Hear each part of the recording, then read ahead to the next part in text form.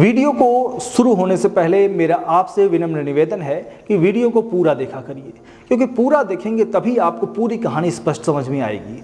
क्योंकि वर्तमान समय की जो मीडिया है वो आम कर्मियों की बातों को नहीं उठाता, उनको उठाने का काम हम जैसे लोग ही करते हैं। इसलिए अगर आप पूरा देखेंगे, सपोर्ट करेंगे, शेयर करेंगे, लाइक करेंगे, सब्सक्राइब करेंगे, तभी यूट्यूब भी इन वीडियोज़ को आगे की तरफ बढ़ाएगा, लोगों तक पहुंचाएगा, जनप्रतिनिधियों तक पहुंचाएगा। तो चलिए शुरू करते हैं। अप्रैल का मौसम आ गया है और खुशखबरी की बारिश शुरू हो चुकी है, लेकिन बारिश का यह पानी हर किसी के आंगन तक नहीं पहुंच रहा।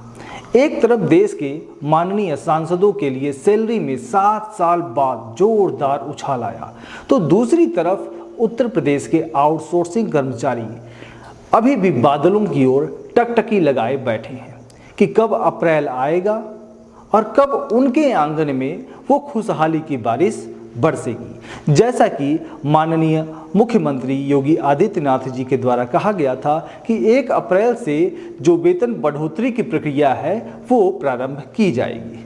तो चलिए इस सैलरी के महाभारत का हम तुलनात्मक विश्लेषण करते हैं। सोमवार 24 मार्च 2025 को सरकार ने बड़ा ऐलान किया कि माननीय सांसदों की सैलरी में 24,000 रुपये का इंक्रीमेंट किया जाएगा। अब उनकी मासिक जो तनख्वाह है वो 1 लाख से बढ़कर 1,24,000 रुपये हो गई है, मतलब 24,000 रुपये की बढ़ोतरी। अच्छा, दैनिक भत्ता भी 2,000 से 2,500 रुपये कर दिया गया, ताकि जो चाय समोसे का खर्चा है वो महंगाई के हिसाब से ढक सके। पूर्व सांसदों की पेंशन भी 25,000 से 31,000 रुपये हो गई। यह नया वेतनमान 1 अप्रैल 2023 से लागू होगा। अच्छा, 1 अप्रैल 2023 से लागू होगा, मतलब कि 2 साल पहले से ये स्कीम लागू हो जाएगी और पूरा जोड़ के पैसा उनको भर भर के मिलेगा। ठीक है, ये सब तो हो गई माननीयों की बात। अब बात करते हैं कुछ आगे।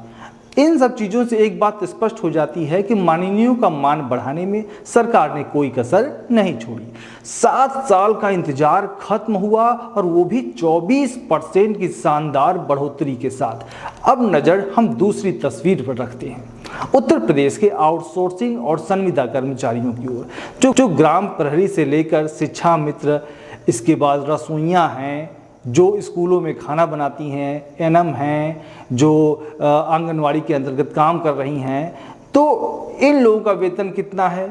क्या इन लोगों का वेतन 1 अप्रैल से बढ़ पाएगा?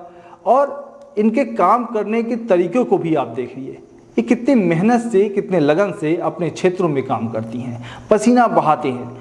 उनके लिए सरकार ने वेतन बढ़ोतरी का जो ढोल पीटा था कि घोषणा की थी कि 1 अप्रैल 2025 से उनका वेतन 16,000 से 25,000 रुपये के बीच होगा, जैसा कि प्रिंट मीडिया में छपा होगा। आप लोग स्क्रीन पर भी देख सकते हैं, जो प्रिंट मीडिया की कटिंग है वो मैंने लगा रखी है।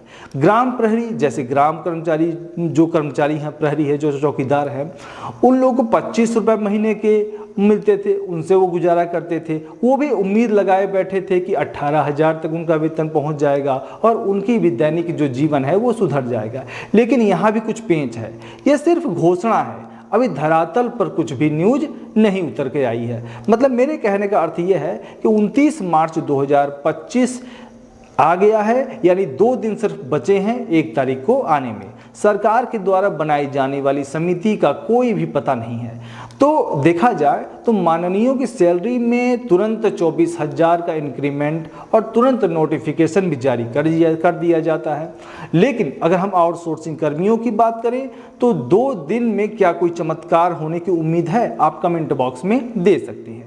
सांसदों का जो भत्ता है, अच्छा 2 दिन बाकी हैं, लेकिन आपको एक बतला दें कि कल है रविवार, उसके बाद आपका है छुट्टी ईद की, और छुट्टी है, इसका मतलब 31 तारीख तक क्लोज है और 1 तारीख को आपका ओपन होगा। इसका मतलब जो भी प्रक्रियाएं होनी होंगी वो हो चुकी होंगी, वो पब्लिश होना बाकी होगा और वो 1 तारीख को पता चल जाएगा।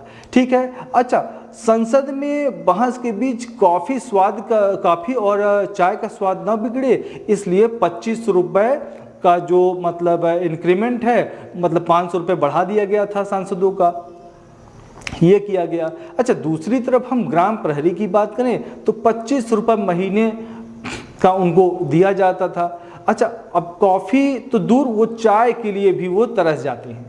माननीयों के पेंशन में भी 6,000 रुपये की भारी बढ़ोतरी की गई ताकि रिटायरमेंट के बाद भी वो अपनी जो उनकी मतलब जो जीवन शैली है वो बरकरार रहे। लेकिन आउटसोर्सिंग कर्मियों को पेंशन का वादा तो है, पर यह कब मिलेगा यह भगवान और सरकार ही जाने।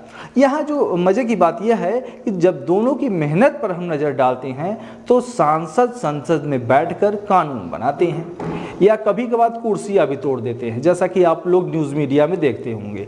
आउटसोर्सिंग कर्मी गांव-गांव चौकीदारी से लेकर स्कूलों में बच्चों को पढ़ाने तक का बोझ उठाते हैं। फिर भी एक की सैलरी में इतना ज़्यादा तुरंत इंक्रीमेंट भी हो जाता है और दूसरे की ज़िंदगी में अभी भी केवल वो वेंटिलेटर पर ही सहमी हुई है। सरकार कहती है कि महंगाई बढ़ गई है, लेकिन लगता है कि यह महंगाई सिर्फ संसद भवन तक ही सीमित है, गांव के चौकीदार तक नहीं पहुंच सकी है। तो दोस्तों, यह है हमारे देश की सैलरी सिस्टम की हकीकत। ऊपर वाले चांद पर, नीचे वाले अभी भी धरती पर जो बैठे हैं वो टकटकी लगाए बैठे हैं। माननीयों के लिए 1 अप्रैल 2023 से खुशहाली और कर्मियों के लिए 1 अप्रैल 2025 का इंतजार। क्या यह नीति सचमुच लागू होगी या फिर यह भी एक चुनावी जुमला बनकर रह जाएगा, जैसा कि 2027 में विधानसभा का चुनाव होना सुनिश्चित है। आपकी राय क्या है कमेंट बॉक्स में आप दे सकते हैं। नेक्स्ट खबर को हम जल्द ही प्रकाशित करने की कोशिश करेंगे। नमस्कार।